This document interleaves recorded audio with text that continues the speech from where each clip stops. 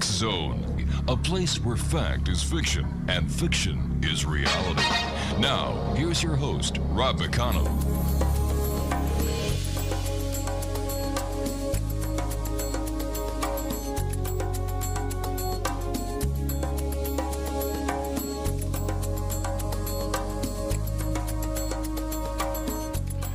Good evening, one and all. My name is Rob McConnell. We're coming to you from our broadcast center in Hamilton, Ontario, Canada. Worldwide, toll-free, 800-610-7035.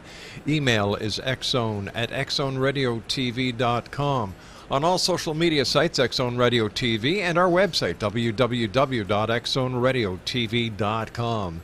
My guest tonight is the hardest working guy when it comes to getting the truth exposed and knocking down the government truth embargo against telling the truth on extraterrestrials, UFOs, and alien visitations. And I'm talking about Stephen Bassett. And Stephen is a political activist and leading advocate for ending the 68-year government-imposed truth embargo regarding an extraterrestrial presence engaging the human race. Everyone knows about Stephen. Stephen, you're out there, you're talking, you're working.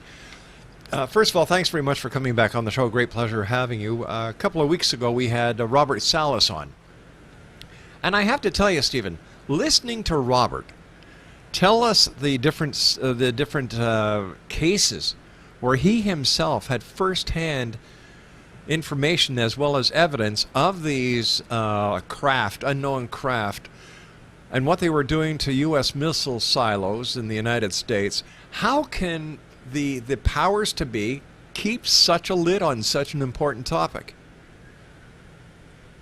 Without question, the testimony of Robert Salas and the other SAC-based personnel, Strategic Air Command-based personnel, almost all Air Force, that he has, along with the work of Robert Hastings, brought together, some of which have come forward, some of which are waiting, they're on the fence, some of which can never come forward, regarding the tampering with nuclear weapon systems in the United States, is the most important evidence, I believe, from the standpoint of the media, the Congress, the White House, and this advocacy process we're pursuing. This evidence really tells you all you need to know about the circumstances we're dealing with, which is that we're under a policy of embargo, truth embargo on this issue. We have been since the late 40s. It was solidified by about 1953. How can I say that? It's very simple. Bob Salas has come forward almost 10 years now. He's written a book called Fated Giant. Yes. A press conference was held in 2010 in which he and four other, I believe, witnesses, including Air Force officers, not testified, but spoke to the press about this nuclear tampering incidents that have occurred at places like Malmstrom Air Force Base going all the way back to '67. There were media there. They didn't follow up. The Washington Post did a humor piece on it. Bob Salas and other Air Force officers testified at the citizen hearing on disclosure in 2013. There was media coverage. We had dozens of articles written about it. It was a webcast to the world. About 8,000 people listened to it. And of course, it's gotten a lot of publicity since. Have any of the media followed up on that nuclear tampering testimony? No, they haven't. Has the Air Force commented on it? No, it hasn't. Has the Defense Department commented? No, it hasn't. Of course, Bob's written a book, Fated Giant. No comment on that. So here's the situation. It's just simple logic. If there was nothing to this, you can be sure that the Air Force, the government, would be all over these guys, wanting to know what the hell they're doing. Sure. Why are they saying things like this? They are retired military officers, mostly Air Force captains with national security clearances, probably some non-disclosures, maybe they've expired. But of course they can't, because they know fully well that this testimony is true. And if they engage it at all, if they comment at all, then they invite questions from the media. And of course, questions is the absolute, enemy of the truth embargo. And then let's take the testimony on itself. Nuclear weapon systems turned off, nuclear missiles turned off in sequence, using a technology unknown to the United States, disengaging systems which theoretically it's impossible to do, and doing it more than once, is an enormous news story. It's about as big as it gets. And so, one, the fact that this news, this issue, this particular evidence is so profound, and the fact that the media cannot engage it and they will not respond, is all you need to know that there is a full policy of the United States still in place to not acknowledge this issue no matter what is said, no matter what evidence is brought forward, no matter how rank and station you are. It will not be acknowledged. Not yet. Stephen, stand by. You and I have to take our first commercial break. Exonation's Stephen Bassett is our guest. ParadigmResearchGroup.org. We'll be back on the other side of this 2-minute commercial break. Don't go away.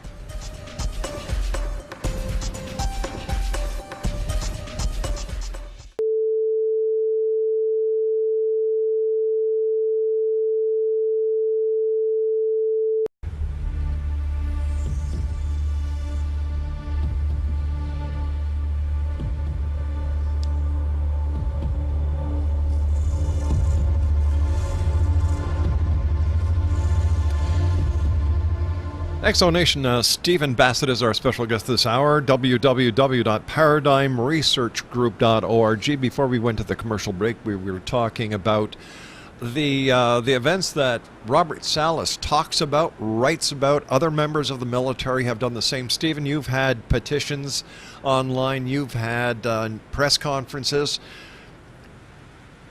I'm shocked to hear that mainstream media will be there for the press conferences, and after that they drop the ball. Well, that's the nature of the truth embargo. This is how it's worked. The truth embargo was practiced with great intensity during the Cold War. Okay. You didn't screw around with it, trust me. Before 1991, if you wanted to press this issue, there was going to be consequences. They were quite serious. So by the time the Cold War ended in 91, the truth embargo was entrenched. It was institutionalized. And one aspect of that truth embargo is that the press has been pretty much, going back 65 years, on a leash.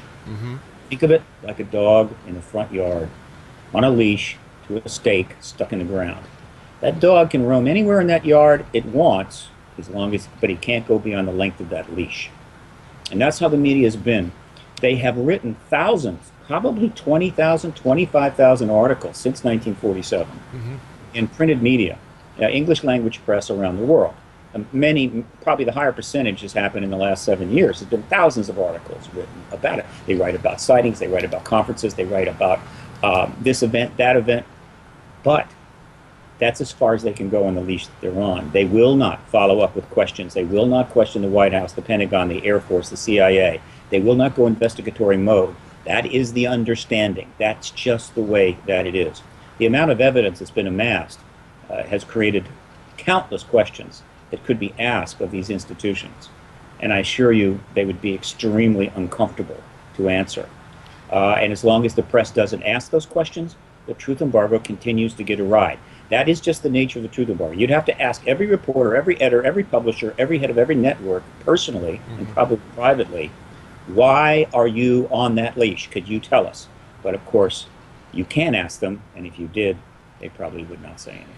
If these networks are on a leash, and Steve, I'm not doubting you one bit, why are there so many UFO shows, alien shows on these networks? Why is the media playing these type of shows if the media is on a leash and they can't answer specific questions? You got to differentiate between entertainment media and news media.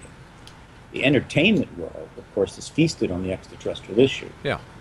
I've researched it. It's been well over 300 movies since 1951, counting all those ticket sales plus product sales, plus of course the scores and scores and scores of television series, advertising. We estimate that the total revenue in 2015 dollars is probably approaching $100 billion. Wow.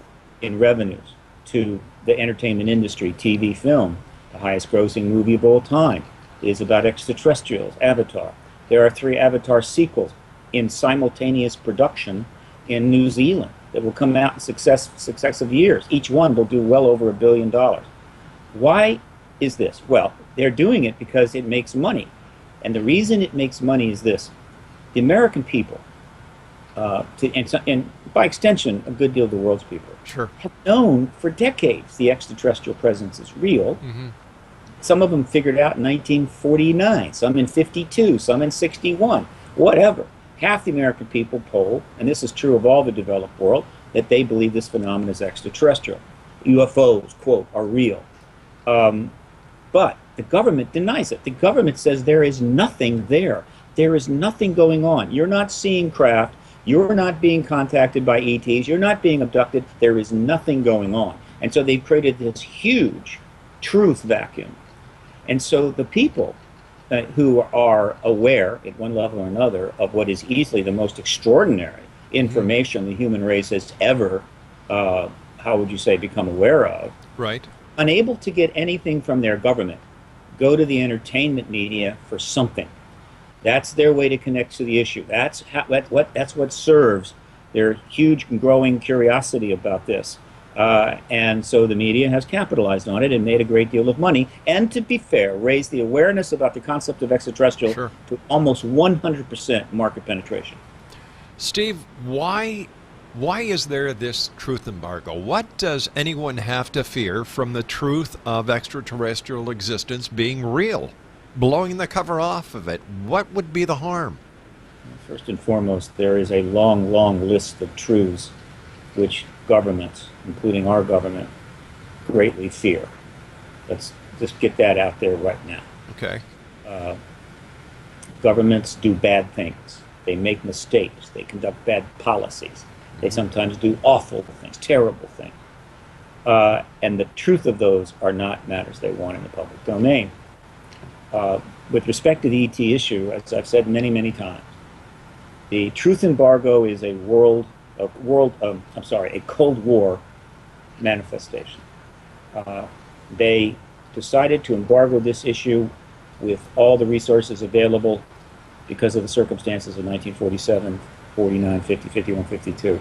They were faced with a potential third world war, nuclear, with the Soviet Union. They had ET technology, craft. Right. They didn't know what they could get from that. They didn't know the alien agenda. They were faced with some extremely big known unknowns. Mm-hmm. And so they made a national security decision until they knew where things were going to go with the Soviet Union, until they knew more about the ET reality. They simply were not going to allow it to be acknowledged. Okay, fine. This is not an unreasonable decision. I might have made it myself. Okay. But as the years rolled by, what happened is the Cold War, the World War III didn't happen, which would, of course, made all of this moot. What we did have was a Cold War that lasted not 5, 10, 15 years, it lasted 44 years. And it got progressively more dangerous with each passing year. So by the time of the mid-'80s, you had 6, 7 countries with nuclear weapons, a total of 75 to 80,000 nuclear weapons in stockpile, with many thousand of them on immediate launch status, including hardened silos, mobile launch vehicles, and the worst of all, submarines, directly off the coast. One mistake, and it's all over. And so the truth embargo remained absolutely locked down while the Cold War was in place. Nobody inside the military intelligence community was going to be able to make a case that would convince the larger managerial staff that, oh, it's okay now to tell the world there's extraterrestrials here. It wasn't going to happen. The door doesn't open until 92, when the Cold War is essentially over. But by 1992, after 44 years of successfully embargoing this issue, the embargo had become institutionalized. It was simply the way it was. And people didn't need to be reminded or sent threatening emails or whatever to be told that you just don't go there. They just don't go there. And that truth embargo has been slowly unraveling now for the last 20 years, given the fact that the Cold War is over. But it isn't over. The truth embargo still remains. That is the best explanation I can give. Now, let me also point out that I'm afraid the success of the truth embargo and the success of all of the covert operations that were used to, quote, manage the world and defeat the Soviet Union and get what we wanted in South America and everywhere else.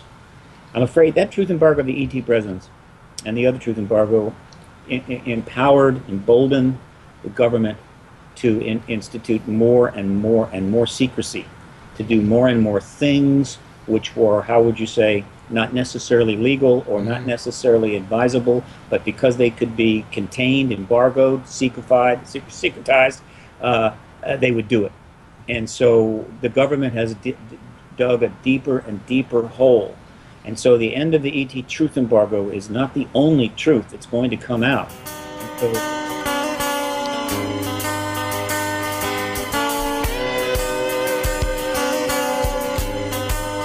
All right, we just want to remind everyone that Stephen Bassett is our special guest this hour, ParadigmResearchGroup.org.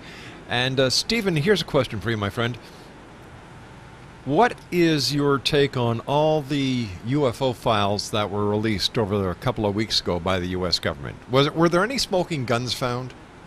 Well, that was a very interesting story. Here's what happened. John Greenwald, who has built for many years the Black Vault website with huge numbers of documents in it, was provided the entire set of Blue Book, Project Grudge, and Project Sign files by a supporter who had gone and data mined them.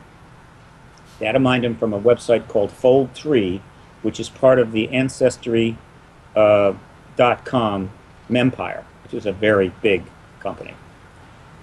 John, I think with all the best intentions, and possibly without checking all the legal implications, because it's a very complex domain, the matter of legal copyrights, particularly on the internet, spent an enormous amount of time converting these files. These are files that have been out there for decades. This is a Blue Book signed grudge file. Go back to 1969 and before. They've been available. They're out there. Not a lot of people know where they are. They're not exactly prominent, but nevertheless, John got these, and knowing that the Black Vault is extremely well known, very popular, he put a lot of time into enhancing the searchability of these documents through digitizing software. Took him a long time. He published those to a site connected to the Black Vault, the Project Blue Book site component of the Black Vault. And this is where things get interesting. Well, guess what? Most of the reporters and editors working today in the press, in printed press, were not even born. Wow. The files were closed in '69. And John didn't issue a press release. He didn't issue a very specific press release. He simply announced this to his Black Vault list, very large list. And it emerged organically out of the internet, Facebook and what have you. And a number of these reporters, when they saw this, came under the false impression that the Air Force had just released 130,000 pages of documents pertaining to the extraterrestrial phenomena, and they went nuts. 400 or 500 articles were printed about this before it started to become, they beware that, well, no, these files have been around there, but this is a new compilation that has been put out. And this includes some television coverage. So what happens next is that once Fold3 learns about this, they are not happy, and they filed a cease and desist order or demand with John to pull the entire compilation down. All right, we've got to take our news break at the bottom of the hour here, Steve. Thanks very much for coming on. Great talking to you and seeing you, good sir. You're, like I said, you're one of the hardest working guys to get the truth out there, because it is. Exonation, Stephen Bassett is our guest, www.ParadigmResearchGroup.org. And we'll be back on the other side of this break. Don't go away.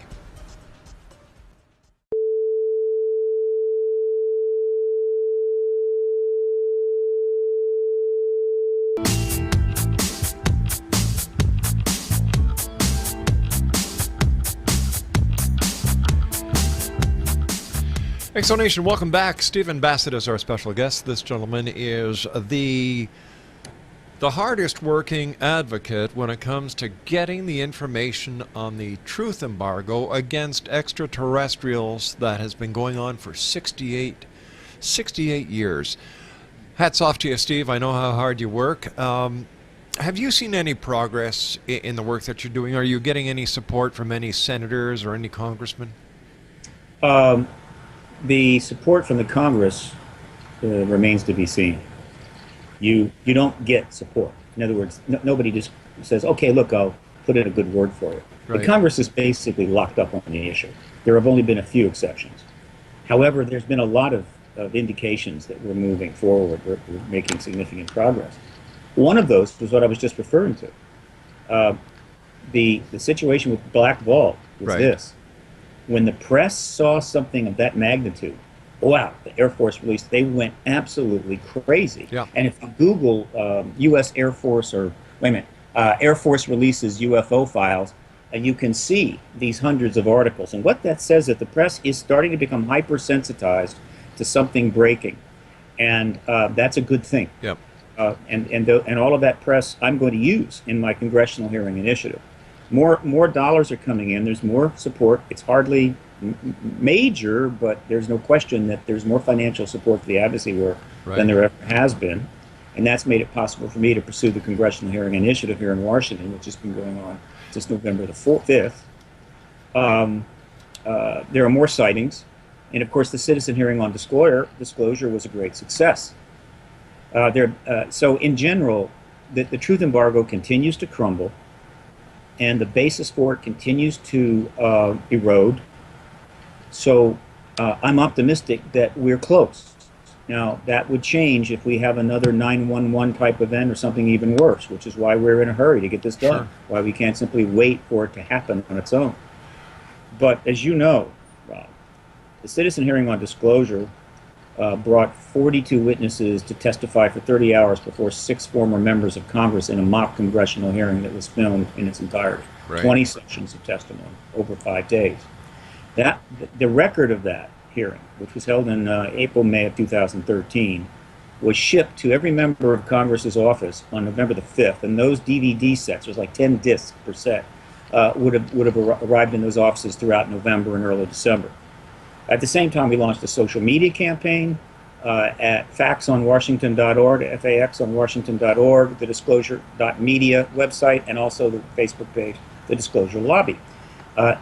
Those sites, and if you go there, you can get the easy directions on how to use them. Those sites have generated 1 million messages, Facebook, Twitter, and email, down on the entire Capitol Hill, on all of those offices, 1 million messages. And by the way, anyone in the world can participate, particularly in the fax and Twitter part of the social media campaign. These messages called on those offices to look at those DVDs, to look at that testimony, to meet with me as the registered lobbyist on this issue, Right. and reminding them that they want hearing. Since November, the January the 4th, we're gearing up a mainstream media campaign to get this out, that this campaign is underway. Also, every one of 160 members of 6 committees we're targeting, such as the 2 select committees on intelligence, the Space Science and Technology Committee, the Commerce, Science and Transportation Committee in the House, and so forth. So 160 members. Every one of those offices received a verbal request to meet with me. And they're now getting fax requests to meet with me on this issue. And the social media campaign will continue on through most of February. This is the most comprehensive effort ever to get congressional hearings in the modern era. The last congressional hearing had 3 people testify in 1968. It was a legitimate hearing, but it was done basically so they could say, we had one, now go away. Then they closed down Blue Book, they destroyed NICAP, and they were out from under the issue for about 9 years until Jesse Marcel Sr. started interviewing with Stanton Friedman. The people inside government that are managing this issue in the know are fully aware that if the kinds of witnesses available today were to testify under oath on Capitol Hill, the truth embargo would end. And so every attempt to get hearings since '92 has been blocked. Wow. This attempt is the most comprehensive effort ever. If we break through and one of those committees agrees to hold the hearings for the witnesses we've got ready to testify, those hearings will end the truth embargo, if the embargo isn't ended preemptively by the president, who has to go to the Pentagon and cut a deal in order to do it. But that deal can be done, and that's the deal we've been waiting for now for 66, 7, 8 years. With the presidential election coming up in 2016, does this also help you and the work you're doing to get the truth out there? Are there other candidates who might, if elected, work with you to get the truth out there? No, I don't think in those terms at all. President Obama, whoever the president is, and now it's Obama, has to cut a deal with the Pentagon. Without that deal, nobody can disclose. No president can disclose. Because you see, the president and the Congress are no longer part of this issue. They're out of the loop. No member of Congress can go and see bodies or underground facilities or any of this primary evidence. They're not allowed. They have no need to know. The intelligence committees are out of the loop. They're not briefed at all, and neither is the president. And so they're shut out. Yeah. And so a deal has got to be struck. The job of the activist movement is to create a situation where the Pentagon and the White House realize that they simply have no choice but to cut that deal, because otherwise things are going to get worse. And the one thing that could get really bad very fast is this, and this is a message that I repeat over and over again. As of 2015, the President of the United States is not the only player here. There are a number of nations whose head of state could acknowledge the ET presence tomorrow, Right. prevent substantial evidence along with that announcement, and end the truth embargo. The two leading candidates are Vladimir Putin and Xi Jinping of China. If either of those gentlemen were to end this truth embargo ahead of the United States, the geopolitical implications for the U.S. are catastrophic. Yeah. Let me be clear. Any advisor to the president who thinks that Vladimir Putin and the president of China are in our back pocket is a fool and needs to resign. They are not, and there are other heads of state that could do this. So the White House in the United States is running out of time. It needs to take this issue, put it out front, and end this truth embargo, and thus get the historical legacy of at least bringing that truth out finally. Let me ask you, Steve, with all the people that you've talked to over the many years you've been an advocate for getting the truth out there, having said that, do you believe that these extraterrestrials pose a threat to national security or to the people of Earth? I don't believe that the extraterrestrial presence is a destructive presence, and that the outcome of both the disclosure event and what I believe will be an open contact event, which will follow in a modest amount of time, will be unsatisfactory to the world's people. I believe that there are people inside government that think they're a threat. There are people inside our government that think almost anything is a threat. Sure. They'll wage war on anything. Anything that moves and anything that doesn't move. I understand that. But the evidence that we've accumulated is pretty substantial. And the overwhelming part of that evidence points to a relatively non-destructive engagement. I assure you, if the extraterrestrials wanted to be destructive, they could do a very good job of ending our nice little civilization. It's no contest. Right. Could not prevail, unlike the movies. They've not done that. They have done some things which are a bit disturbing, but we don't know the reasons why they're doing it. So now, but let me be clear. Okay. If the extraterrestrials, in fact, pose a threat to this planet, and there are members of the United States military and intelligence services that have known this, keeping this from the American people is not acceptable. Period. It isn't acceptable. This business, we don't want to upset you, and we don't want you rioting or going in the streets. We're just going to let you sit there and live your lives, and then very soon it's all going to go away because we know something really terrible is coming. That no longer works. That is unacceptable. It violates almost natural law to do this. These people do not have that right. They are not that superior, that smart, to be able to say to 7 billion people, we know something terrible is coming, but you don't have a need to know. And so there is, frankly, no basis, no reason, no logic, nothing now, circa 2015, that justifies the maintenance of this truth embargo one more day. Stephen Bassett is our guest, www.paradigmresearchgroup.org. Always great talking to you, Steve. Hypothetical question. One nation with nuclear arms ticks off another nation with nuclear arms. The buttons are pushed. Yeah. Missiles are flying. Do you think that these ETs would intervene? Or do you think that they'd say, hey, we don't want to get involved? I think that what I have seen from the evidence, Yeah. the answer is no. Doesn't mean it wouldn't. I'm just saying I don't think so. And I'll tell you this, it would be a disaster to test that theory. Yeah, sure would. Anybody that launches nuclear weapons, Yeah. well, first of all, why would you not launch nuclear weapons if you thought they were going to be taken out of the sky by extraterrestrials? No. The question was if these two countries did. Of And course. I they was, accidentally- would they? And it's in Let- today's society, Steve. Who knows what the hell's going to happen from one day to the next? Look, Rob, you interview lots of people. Yeah. You're on top of what's going on. Here's the situation we face now. Just a few days ago, the Bulletin of Atomic Scientists moved the doomsday clock 2 minutes closer to midnight, to 3 minutes to midnight. Why do they do that? Because the same old policies, the same old thinking, the old paradigm methodologies, human operating system 1.0 is still in full force. We're making one stupid mistake after another. Yeah. We're doing a whole lot of things that is increasing the risk that we're going to have some nuclear weapons used. It could be a terrorist attack, but then one nuclear weapon destroying a city could easily lead to a full-out engagement. We're still walking the knife's edge, and I can only say this: we have much more to worry about things going terribly wrong if we don't disclose than if we do disclose.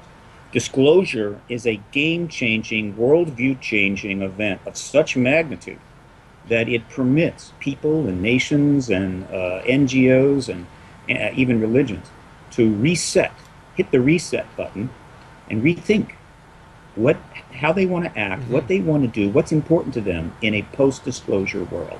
Without disclosure, it's the same old world, and we'll continue to do the same things we've been doing for 10,000 years, which is to kill each other in huge quantities and blow things up.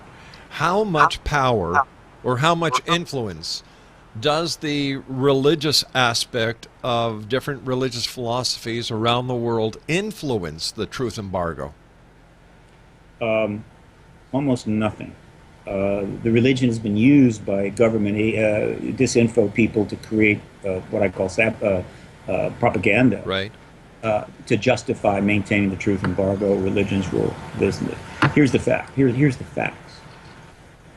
99+% of all the people who belong to a formal religion in this world do not want war. No. Their religions, in one way or another, pretty much are trying to move us away from war, away from violence. Right.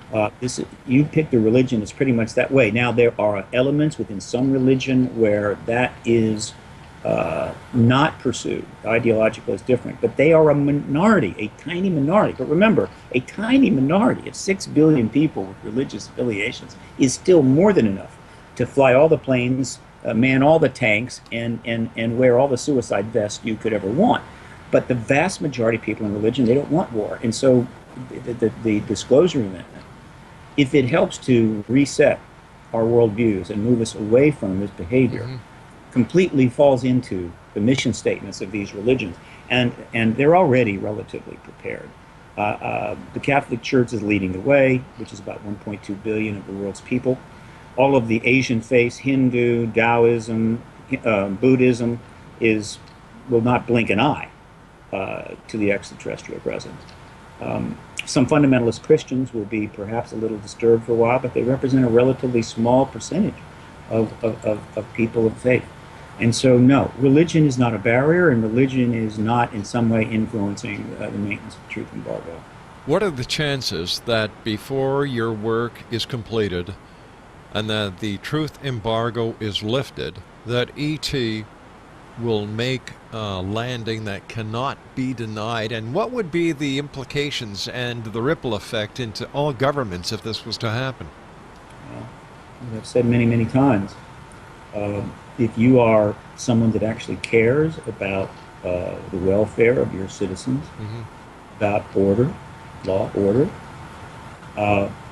that you need to know something. And that's whether you're the president or the chairman of the Joint Chiefs of Staff or the head of a religious faith. It's something you need to grok this very well. The difference between a force majeure disclosure by extraterrestrials closing, eliminating all doubt, their actions, massive ships over cities, whatever you want to use, and a self-disclosure prior to something like that by the heads of state with a decent amount of time to study and engage this issue and go back and sort out the truth and get information from governments. The difference between those two is rather staggering. The former will be a hammer blow to every social contract in the world. It will create panic, paranoia, distrust, violence. The disclosure event, the self-disclosure event, the latter event, is the way it has to happen, the way it should happen, and will obviously be far less disruptive.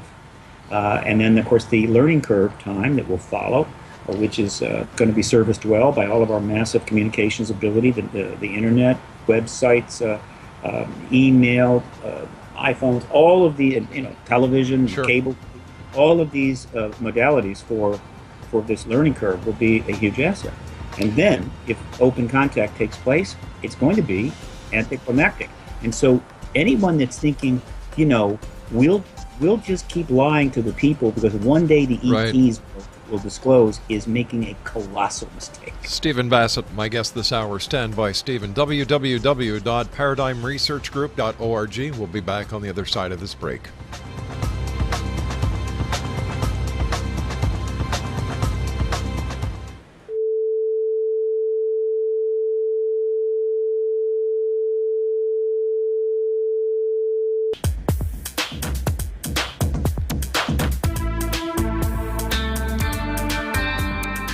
Welcome back, everyone. The truth is out there, and Stephen Bassett, our guest this hour, is going to make sure it gets to each and every one of you. His website is www.paradigmresearchgroup.org. First of all, Steve, thanks very much for coming on the show tonight. It's always been a pleasure having you on the show over these many years. What can our listeners do to get involved? How can we, the Exo Nation, get behind Stephen Bassett and make a difference? We'll get behind the disclosure advocacy movement. Right now, there's important stuff going on. If they go to FAX, F-A-X, onwashington.org, they can see how they can participate in a social media campaign. It's not hard, easy to do, and send messages to the Congress and emails to the Congress about the citizen hearing on disclosure DVD sets, which are in those offices now, and the fact they need to meet with me to discuss hearings for the witnesses ready to testify.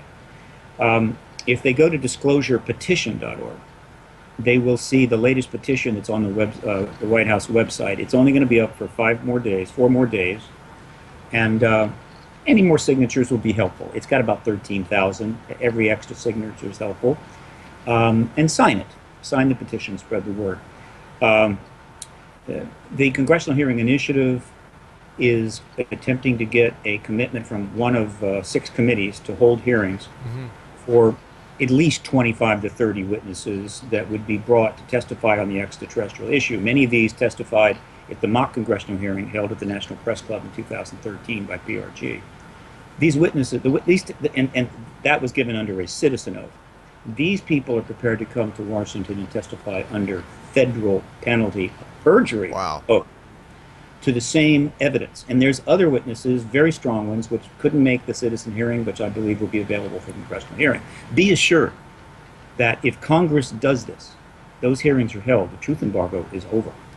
And the message that I'm trying to send is that if that happens, Congress benefits, the president benefits, the country benefits, and the people benefit. Everyone wins. Right now, everybody is losing if you're not paying attention. The Congress is losing, the American people are losing, this country is in decline, we're entrenched in endless hyper-partisan warfare, we're broke, and the only thing that seems to happen with some regularity and effectiveness is we're able to gin up new wars at the drop of a hat.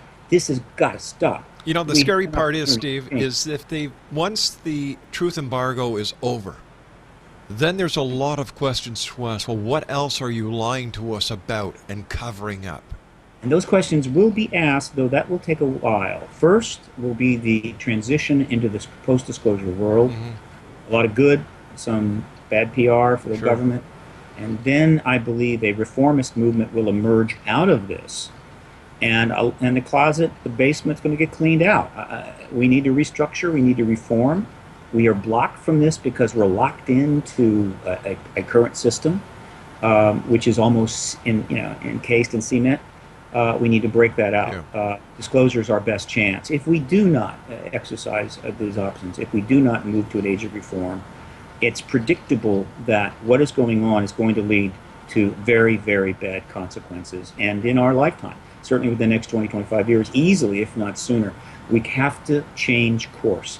And when you're trying to change course of an entire planet and 7 billion people, you need a very powerful gravitational pull. Disclosure, the final acknowledgement of the extraterrestrial presence that we're not alone in the universe, has got that kind of gravitas. And that's our best shot, and we've got to get behind it if we can. Steve Bassett, always a great pleasure talking to you. Keep the great work up, my friend. If there's anything we can do to help with the cause and get more people behind you, just let me know. Once again, Exonation, Stephen Bassett has been our guest this hour. www.paradigmresearchgroup.org. Steve, take care of yourself and keep your eyes to the sky, my friend. Thanks, Rob. Exonation, Stephen Bassett. Once again, paradigmresearchgroup.org. I'll be back on the other side of this news break at 10.5 minutes past the top of the hour as we continue here in the X Zone from our broadcast center in Hamilton, Ontario, Canada. Don't go away.